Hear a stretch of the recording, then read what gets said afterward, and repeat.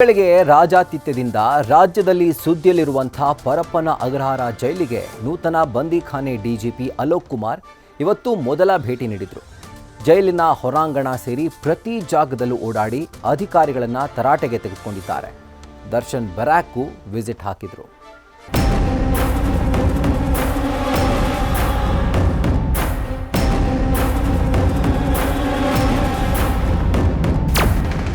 Alok Kumar ಬಂದಿಖಾನೆ DGP ಇವತ್ತು ಪರಪ್ಪನ ಅಗ್ರಹಾರ ಜೈಲಿಗೆ ಭೇಟಿ ಕೊಟ್ಟ ಅವರು ಜೈಲಿನ ಮೂಲೆ ಮೂಲೆಯನ್ನು ಜಾಲಾಡಿದ್ರು.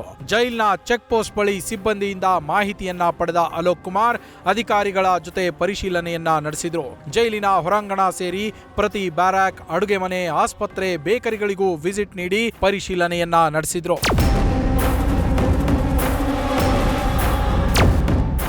ಜೈಲಿನ ಪ್ರತಿ ಬ್ಯಾರಕ್ ವಿಸಿಟ್ ಮಾಡಿರುವ ಅಲೋಕ್ ಕುಮಾರ್ ಕೈದಿಗಳಿಗೆ ಊಟ, ತಿಂಡಿ, ಶೌಚಾಲಯ ವ್ಯವಸ್ಥೆ ಬಗ್ಗೆ ಪ್ರಶ್ನೆಗಳನ್ನ ಕೇಳಿದ್ದು, ಮೊಬೈಲ್ ಬಳಕೆ ಮಾಡ್ತಾ ಇದ್ರೆ ಸಿಬ್ಬಂದಿ ವಶಕ್ಕೆ ನೀಡುವಂತೆ ತಾಕೀತು ಮಾಡಿದ್ರು. ಜೊತೆಗೆ ಕೈದಿಗಳ ಮುಂದೆಯೇ ಯಾರಾದ್ರೂ ಕಳ್ಳಾಟ ಆಡಿದ್ರೆ ಕಠಿಣ ಕ್ರಮ ಎದುರಿಸೋದಕ್ಕೆ ಸಜ್ಜಾಗಿ ಅಂತ ಅಧಿಕಾರಿಗಳಿಗೂ ಎಚ್ಚರಿಕೆ ಕೂಡ ನೀಡಿದ್ದಾರೆ.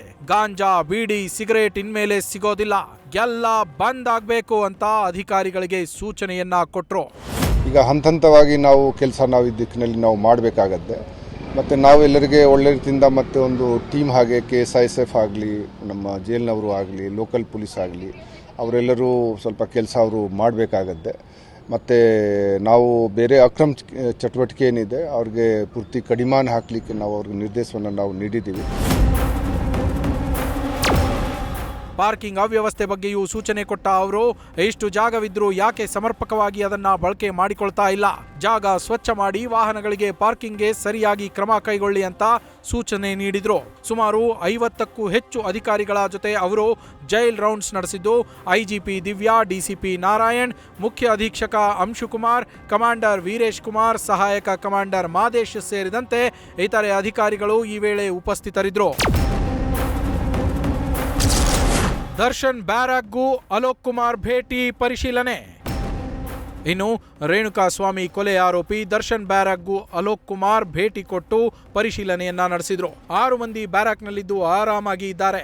ನನ್ನ ಬಳಿ ಯಾವುದೇ ಕುಂದು ಕೊರತೆ ಬಗ್ಗೆ ಹೇಳಿಲ್ಲ ಅಂತ DGP ಅಲೋಕ್ ಕುಮಾರ್ ಹೇಳಿದ್ದಾರೆ. ಆರ್ತಿ ನಮಗೆ ಇಲ್ಲ, ನಾನು ಅಲ್ಲಿ ಹೋಗಿದ್ದೆ, ನಾನು ಮಾತಾಡಿಸಿ 6 ಜನಕ್ಕೆ ಮಾತಾಡಿದೆ.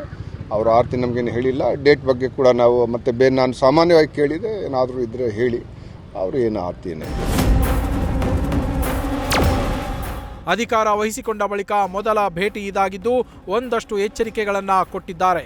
ಎಲ್ಲರೂ ಮಾಡುವಂತೆ ಗಿವ್ರೂ ಮಾಡಿದ್ದಾರೆ. ಆದರೆ ಗಿವ್ರ ಮಾತಿಗೆ ಜೈಲು ಸಿಬ್ಬಂದಿ, ಕೈದಿಗಳು ಎಷ್ಟು ಸೀರಿಯಸ್ ಆಗಿ ತಗೊಂಡು ಅದನ್ನ ಪಾಲನೆ ಮಾಡ್ತಾರೆ ಅನ್ನೋದು ಮುಂದಿನ ದಿನಗಳಲ್ಲಿ ತಿಳಿದು ಬರುತ್ತೆ.